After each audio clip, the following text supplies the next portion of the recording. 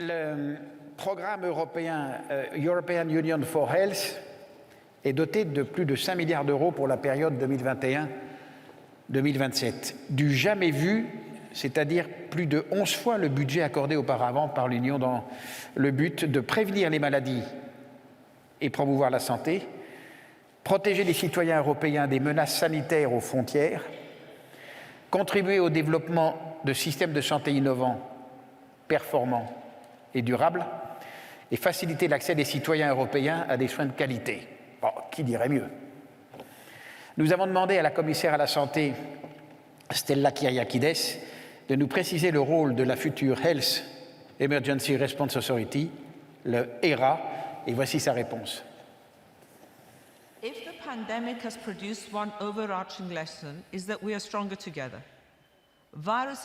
Si la pandémie a permis de tirer une leçon primordiale, c'est qu'ensemble nous sommes plus forts.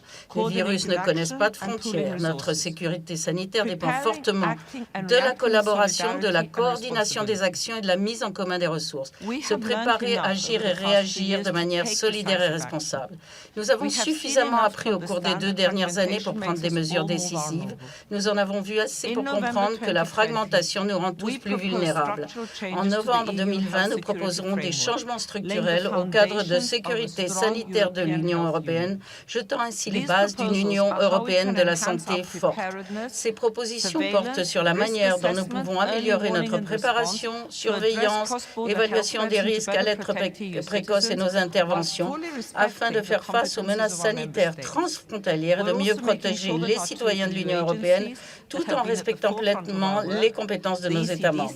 Nous veillons également à ce que nos 2 agences européennes à l'avant-garde de nos travaux, le CDC et le EMA, disposent des ressources et du mandat nécessaires pour relever les défis sanitaires de demain. La collaboration et la solidarité constituent le chemin le plus sûr vers des systèmes de santé plus résilients et plus accessibles, vers des sociétés plus saines et plus égales.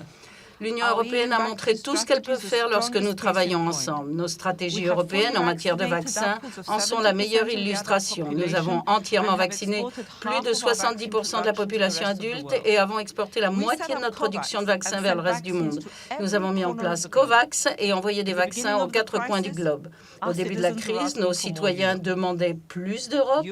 L'Europe est là, avec une Union européenne de la santé forte en devenir et les yeux toujours tournés vers la protection de la santé des citoyens aujourd'hui et à l'avenir. L'Europe peut-elle accélérer l'évaluation des produits de santé mis au point sur son territoire pour les offrir plus rapidement aux patients? Deuxième question.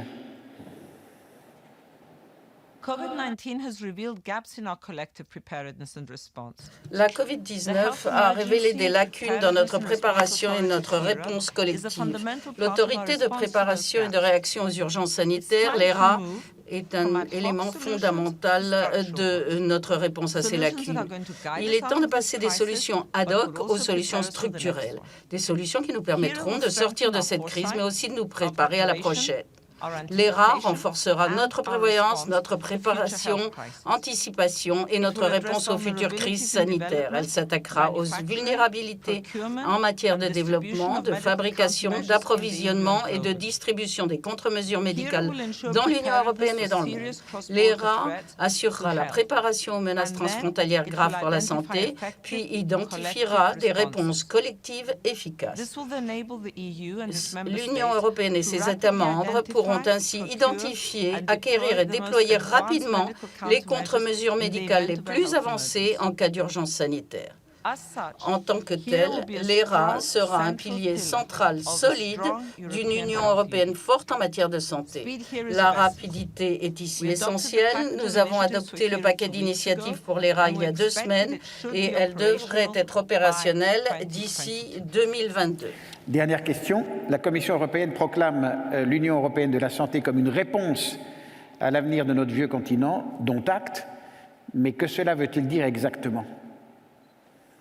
Nous avons conçu la stratégie pharmaceutique pour l'Europe pour répondre exactement à des questions comme celle-ci. Adoptée en novembre dernier, cette stratégie place les patients au centre du processus visant à soutenir l'innovation pour satisfaire les besoins médicaux non satisfaits et garantir un approvisionnement régulier en médicaments abordables, de qualité, sûrs et efficaces pour tous les patients. Nous voulons que nos règles soient adaptées à l'avenir. Cela signifie qu'il faut tirer parti de la numérisation et réduire les charges réglementaires pour accélérer l'évaluation et l'autorisation des médicaments essentiels. Garantir la sécurité de l'approvisionnement est l'un des principaux objectifs de la stratégie. L'Union européenne peut et doit profiter de la transition numérique et écologique pour renforcer sa capacité à produire de manière durable tous les produits les plus critiques. Cela contribuera à la sécurité d'approvisionnement de l'Union européenne et du monde entier et surtout à l'accès des patients aux médicaments et aux dispositifs médicaux dont ils ont besoin. Voilà, merci. Merci à Mme Kyriakides. C'est la pause maintenant et on se retrouve dans 40 minutes.